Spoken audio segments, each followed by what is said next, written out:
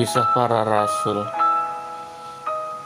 Paulus di Tirus dan di Kaisarea. Sesudah perpisahan yang berat itu, bertolaklah kami dan langsung berlayar menuju Kos. Keesokan harinya sampai kami di Rodos, dan dari situ kami ke Patara. Di Patara kami mendapat kapal yang hendak menyeberang ke Fenisia. Kami naik kapal itu lalu bertolak. Kemudian tampak Siprus di sebelah kiri, tetapi kami melewatinya dan menuju ke Syria. Akhirnya tibalah kami di Tirus, sebab muatan kapal harus dibongkar di kota itu. Di situ kami mengunjungi murid-murid yang tinggal di situ 7 hari lamanya. Oleh bisikan roh, murid-murid itu menasehati Paulus supaya ia jangan pergi ke Yerusalem. Tetapi setelah lewat waktunya, kami berangkat meneruskan perjalanan kami. Murid-murid semua dengan istri dan anak-anak mereka mengantar kami sampai keluar kota. Dan di tepi pantai kami berlutut dan berdoa. Sesudah minta diri kami naik ke kapal dan mereka pulang ke rumah. Dari Tirus kami tiba di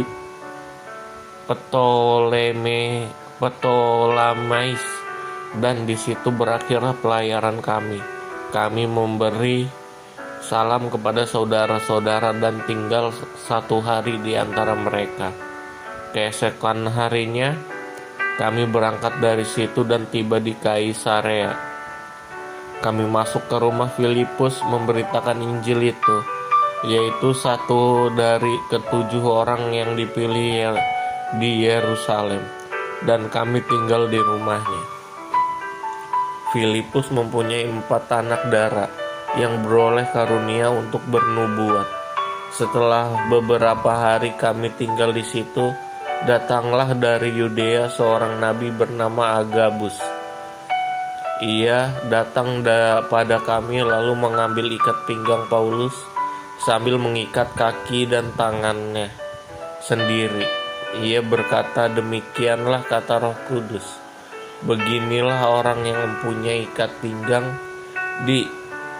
ini akan diikat oleh orang-orang Yahudi di Yerusalem dan diserahkan ke dalam tangan bangsa-bangsa lain." Mendengar itu kami bersama-sama dengan murid-murid di tempat itu meminta supaya Paulus jangan pergi ke Yerusalem. Tetapi Paulus menjawab, "Mengapa kamu menangis dan dengan jalan demikian mau menghancurkan hatiku? Sebab aku ini rela bukan saja untuk diikat tetapi juga untuk mati di Yerusalem oleh karena nama Tuhan Yesus." Karena ia tidak mau menerima nasihat kami menyerah dan berkata, "Jadilah kehendak Tuhan." Pertemuan Paulus dengan Yakobus di Yerusalem. Sesudah beberapa hari lamanya tinggal di Kaisarea, berkemaslah kami lalu berangkat ke Yerusalem.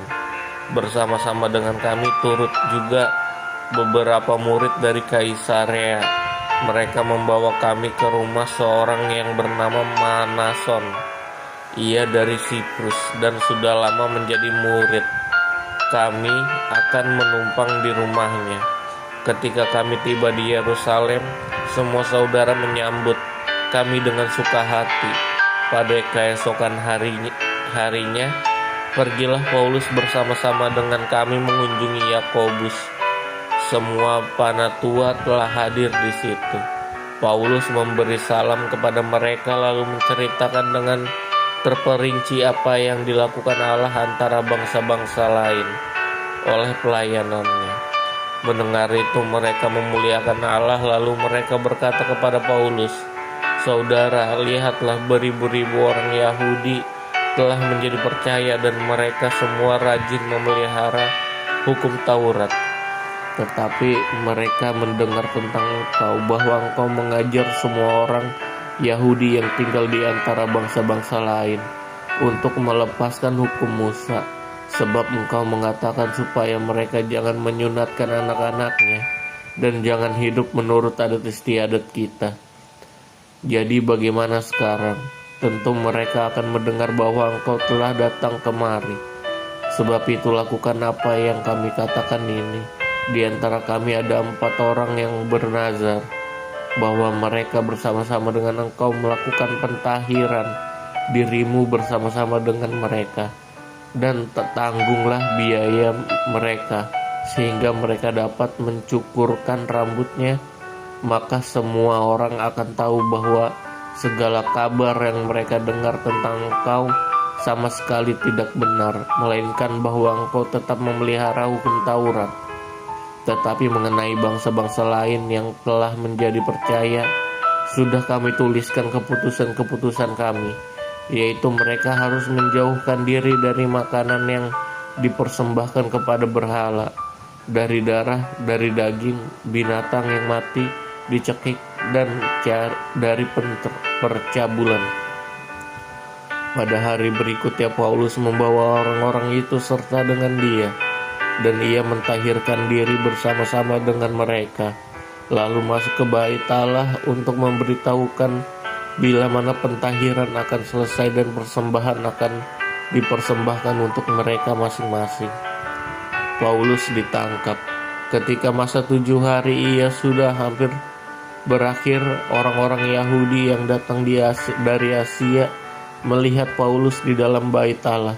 Lalu mereka menghasut rakyat dan menangkap dia sambil berteriak, "Hai orang-orang Israel, tolong, inilah yang dimana-mana mengajar semua orang untuk menentang bangsa kita dan menentang hukum Taurat dan tempat ini, dan sekarang ia membawa orang-orang Yunani pula ke dalam bait Allah dan menajiskan tempat suci ini, sebab mereka telah melihat Trofimus dari Efesus sebelumnya bersama-sama dengan Paulus di kota, dan mereka menyangka bahwa Paulus telah membawa dia ke bait Allah.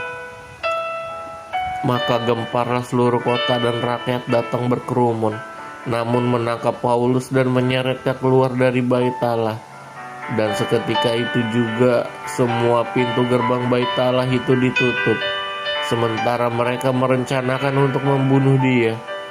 Sampailah kabar kepada kepala pasukan bahwa seluruh Yerusalem gempar. Kepada pasukan itu segera bergerak dengan prajurit-prajurit dan perwira-perwira dan maju mendapatkan orang banyak itu. Ketika mereka melihat dia dan prajurit-prajurit itu, berhentilah mereka memukul Paulus.